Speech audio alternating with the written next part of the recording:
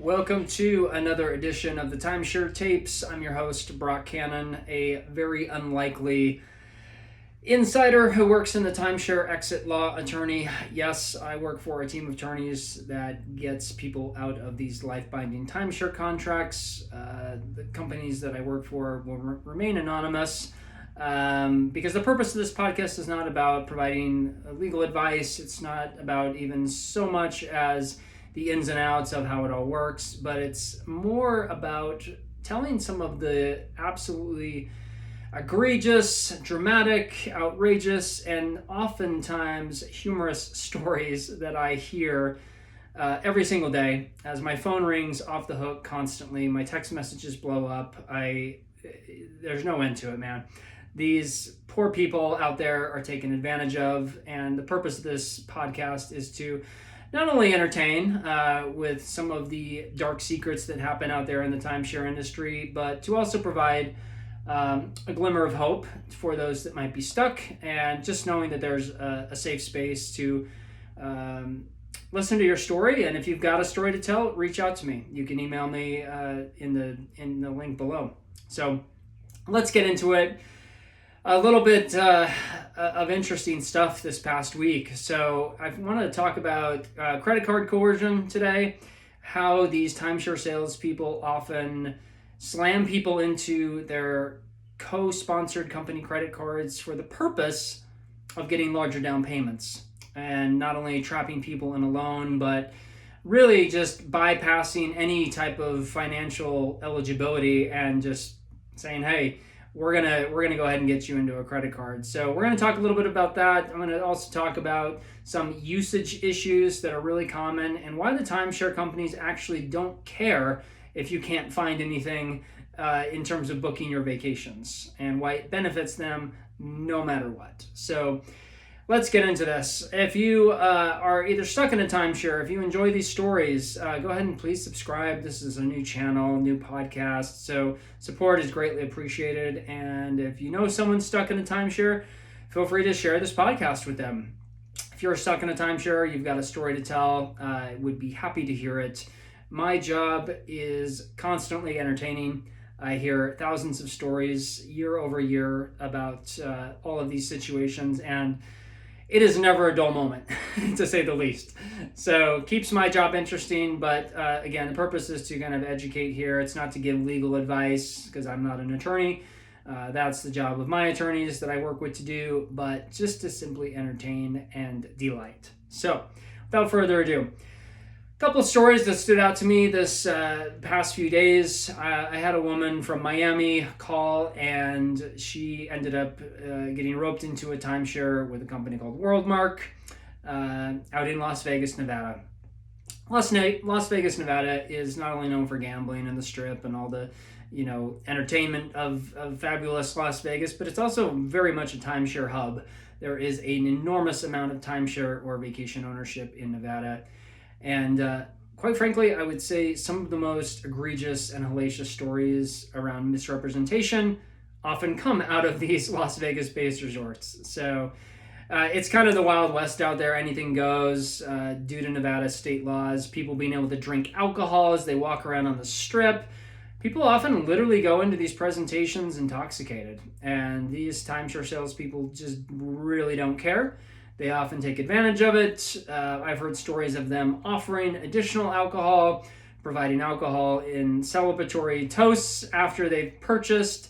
And, let's be real here. Nobody is making sound financial decisions when they're completely intoxicated. And that often happens in Las Vegas.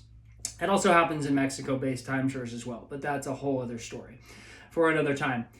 So anyway, this woman from Miami goes with her sister. They end up being pressured for hours and hours and finally succumb to saying yes. Pretty much everything that they thought they were getting into was an exaggeration or a lie. They were told that despite living where they live in Florida, that they'd have no problem exchanging their ownership and being able to travel to Europe or really anywhere with their ownership with Worldmark. And the reality is most of the Worldmark resorts are actually more on the West Coast. So, places like Seattle, sometimes Portland, lots in California. You hear most of the owners of WorldMark I found are more West Coast based. So that was the first problem. They lied about the usage of what she could actually get into there. But at the end of the presentation, it came down to the finances, as it often does. Her sister was pretty much flat broke, but of course, was the cheerleader. Yeah, let's do it, and didn't have the credit bandwidth to really qualify for much, so she ended up relying on her sister to get her into this. I think the sister felt a little bit pressured as well. You often hear about this. You have these weird family dynamics, and these timeshare salespeople are also very well skilled at playing off of the emotions of the partner involved. Typically they'll have very strict criteria that if you're married or you're in a domestic partnership, your partner has to come to these presentations, or you're not eligible for the bribery that is involved. By bribery, I mean they always offer some kind of a gift or a reward. It could be show tickets, it could be a Visa gift card, it could be a free meal, dinner, whatever, or a combination of all the above. But to qualify for that, they have to sit through the spiel. And the spiel is never 60 to 90 minutes. It is almost always 3-4 hours. I've heard cases in which it has actually taken 9 hours. And that's a whole other story for another time. I'll tell you some additional stories about some of the craziest things and people literally being held hostage in these presentations. But anyway, back to our sister team. So they end up feeling like, okay, we've been here for hours, kind of just want to get out of here. Let's go ahead and sign. The right of rescission period, which is the legal right to cancel period, was not really disclosed at all. And they go back to their vacation. They forget about this thing until the monthly bills start to come. So one of the things that was kind of interesting to me about this particular case was that on the table, this sister team really clearly divulged that they did not have discretionary money to put towards any down payment. So what did the salespeople do? They had them fill out an information sheet. Part of that was getting their social security number. They usually give some completely BS reason as to why they need the social security number. And oftentimes what happens, and what happened in the case of these sisters, is the salesperson just came back and said, good news, we've got a solution to your down payment problem. We've got you approved for the Wyndham Barclays card for a limit up to $5,000. Congratulations. So they then conveniently now have a means in which they can take the down payment. So I think in this case, they paid a down payment of $4,000, signed the paperwork. The paperwork was really, really fast, according to them. That's a common thread that you hear. These finance people are often rushed themselves because, there's only one of them and there's sometimes dozens of salespeople. But at the end of the day, they're not really slowing it down. They're not really telling them that, okay, when you sign this paperwork, you are now obligated for lifelong maintenance fees. They're not disclosing a lot of the terms of these exaggerated rental programs, which sometimes are really non-existent, but the salesperson just kind of says that, and all sorts of other issues. So they end up signing the paperwork, really not fully knowing what they got into, but then going back and having nearly $400 monthly payment for the loan every month, which one of the sisters was completely paying for. This is the one I was speaking to. And the other sister wasn't contributing at all. So I would imagine that was probably creating a little bit of a rift between the two of them. And strangely enough, the sister was the only one who had used any type of points to book a vacation in the meantime. So I don't know if it was the older sister or the younger sister that I was speaking to, but the one who was paying for everything was really the one getting screwed in this situation. So anyway, so nearly $400 a month in loan payment, plus another $111 a month in maintenance fee payments. So pretty significant burden, really not getting any use out of it and getting more frustrated month over month. So, we ended up reviewing the case, attorneys looking to take it, and, hopefully we'll be able to get them out of it very soon and there'll be some resolution. But the credit coercion thing is real. And I would say between Wyndham and Worldmark, they're probably the biggest proponents of pushing these cards. Now, most major timeshare developers have some type of affiliated credit card, whether it's the Hilton Honors card or the Marriott Bonvoy card. They're very much incentivized. They get bonuses directly from those companies to push the credit card. Similar to how, airline flight attendants get little bonuses by pushing credit cards as well. They got a captive audience on those planes too, by the way, don't they? Unless you're putting your earphones in, you're listening to that spiel every time you take a flight.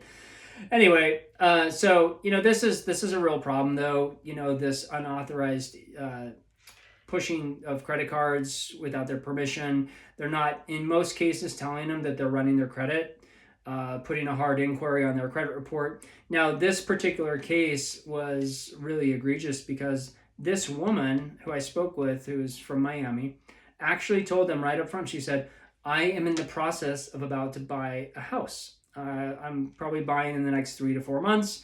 My mortgage broker has advised me that I should not be running my credit, that I should not be making any new major purchases to otherwise jeopardize that house buying opportunity. The salesperson completely assured her that this was not the case. There would be no hard inquiry on her credit. There's no way that it would affect her credit. And just absolutely no problem. So again, blatant lie there. Put the Barclays card through, took the $4,000 down payment, and slammed her into the contract. Now, interestingly as well, both the primary salesperson as well as the manager provided their phone numbers as an extension of saying, hey, if you guys need any help booking vacations, if you have any questions after the fact, we're here. They basically acted like they're best friends and then did not even answer their calls, which is something that, you'll hear me talk about a lot. So false security blanket of giving out the phone number, never getting back to them. When this woman from Miami ultimately called Worldmark asking if there was any ways to exit the contract, they basically, in so many words, told her, tough luck. This is a life-binding contract. When she told them about some of the false claims of the salesperson, they just said, we're sorry. We can't imagine that a salesperson would say that, and you have no proof, so you're stuck, which is what happens a lot. So yeah, now she's saddled with $4,000 additional in credit card debt on a card that she really doesn't want, and her house buying process is delayed even further. So very, very sad, and it's something that's going to take several months at the very least to unwind, and hopefully we can do that. So yeah, if you're ever in a timeshare presentation and they're offering to give you their company-sponsored credit card as a means to cover the down payment, make sure that you are fully authorizing that. I'm not saying it's evil. Credit cards have use, and sometimes the reward points and things can make sense. But what's wrong, and what I see time and time again in the timeshare industry, is this unauthorized running of their credit.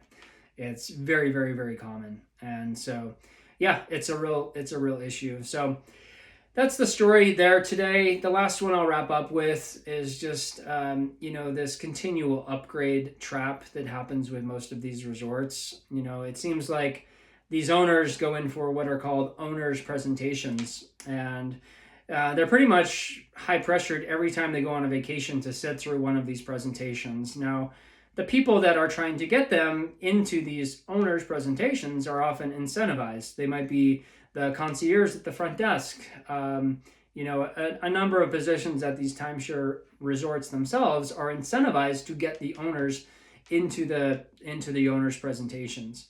Now, they'll often disguise it as, hey, there's been some changes, there's been some new developments, we'd like to teach you how to use your points more efficiently. They make it sound like it's essential and mandatory. Let me tell you something really important. If you're an owner and they're saying that it's mandatory, it's not freaking mandatory. Like, you do not have to go to these. There's no law, there are no stipulations in your contract that state that you have to go to these meetings. And the fact that they harass these poor people on their vacations over and over and over is really deplorable, in my opinion. It's like they're there to relax and be on vacation, not spend half of their freaking vacation day listening to another sales pitch. Because that's all it is.